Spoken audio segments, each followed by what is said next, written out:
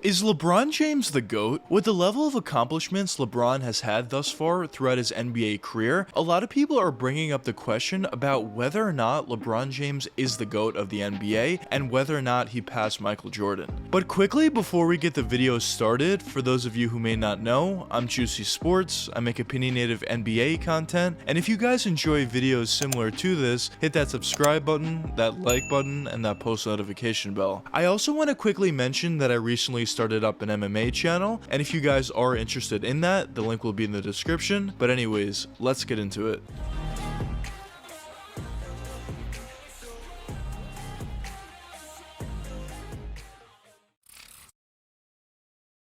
LeBron James was always a star. Originally, when he was getting drafted straight out of high school, he was seen as a generational type talent, and the media and NBA fans put a tremendously high amount of expectations on LeBron's shoulders right out of high school. And typically, when you see those level of expectations put on a player, especially a player coming out of high school, they don't necessarily live up to those expectations, as it's basically impossible to do so. But LeBron was one of those rare cases where not only did he truly live up to expectations, but he actually exceeded them by quite some margin. And he did so right away early on into his NBA career and has never looked back since. And what makes LeBron great is he's able to do basically everything out there. He has a nice three-point jump shot, he can cross over or sidestep, even step back, and of course that three-point jump shot is something that he really did a nice job at improving throughout his NBA career. He also has a really nice mid-range game, either a catch and shoot mid-range jump shot, crossover, sidestep, step back, also has a great post turnaround fadeaway, which is something that I do mention in a lot of my videos, but I think that post turnaround fadeaway, if done properly, can really take your scoring ability to the next level, and I definitely think we saw that with LeBron. But he also does a really nice job at driving all the way to the basket. Of course, he's super athletic and can get some nice posterizing dunks over basically anybody in the league. He also does a really nice job at finishing around players with crafty layups, either with his left or right hand. He can finish through contact at will. Obviously, he's extremely strong, and we've seen this time in and time again. He also has a pretty nice floater within the lane, and overall, in terms of his scoring ability, he's just a very well-rounded player from top to bottom. And this isn't necessarily something that he had right away coming into the league. His shooting ability wasn't necessarily the best, but the fact that he is where he's at today really just shows you how much hard work LeBron has put in throughout his whole NBA career, on top of the crazy level of talent that he already had starting out. But of course, as I mentioned, LeBron's able to do everything, and even besides his scoring ability, he has a great ability to pass and play make as well, and at this point he's basically the point guard out there. He has the capability of running an NBA offense at a very high level. He finds players for open layups and dunks, he finds players for open three-point jump shots, he can run the pick and roll or pick and pop extremely effectively. Him and Anthony Davis, at least as of late, have been able to do that at a very high level when healthy. He also does a really nice job at just calming everyone down in clutch situations and just making the right basketball play, whether that means he scores for himself or he finds the wide open player for a three-point jump shot or a layup or dunk. LeBron seems to always make the right basketball play late in games, especially as of late. Maybe not necessarily early on into his career, but as his career did progress, he definitely improved upon his late game decision making a tremendous amount. And on the defensive side of the court, LeBron is also very, very good. Now later on into his NBA career, he's obviously not as good as he used to be, but it kind of makes sense because he's saving himself on the defensive side a little bit for the playoffs or just for the offensive side of the court. But around 4 or 5 or maybe even 6 seasons back, when LeBron was playing for the Miami Heat, he was an absolute lockdown defender. And overall, as I said, when you just look at LeBron's game from top to bottom, he's just a very, very well-rounded player, and he's arguably the most well-rounded player of all time. And yeah, LeBron definitely came into the NBA with a ton of talent and a lot of different individual skills, but the fact that he was able to take his career as far as he did is really just a testament to how much work he put in his overall game, as I mentioned before. Because sometimes what we see with some younger players that have a ton of talent coming into the NBA and are a top 5 or maybe even a top 10 selection, a lot of times they rely on their talent too much and they don't necessarily work on their game as hard as they really should, and then after a season or 2 or 3, they don't necessarily turn out to the players that they really were supposed to be. And even if they have a good rookie season, they kind of just fall off after that. But of course, course, in LeBron's case, that's definitely not the case for him. But now, let's move on to LeBron's accomplishments, because of course this is a very long list. But at the top of the list, LeBron's a 17-time All-Star, 4-time NBA champion, Rookie of the Year, 3 All-Star MVPs, 2 Olympic gold medals, 4-time MVP, and the list goes on from there. In terms of individual as well as team accomplishments, LeBron has everything covered.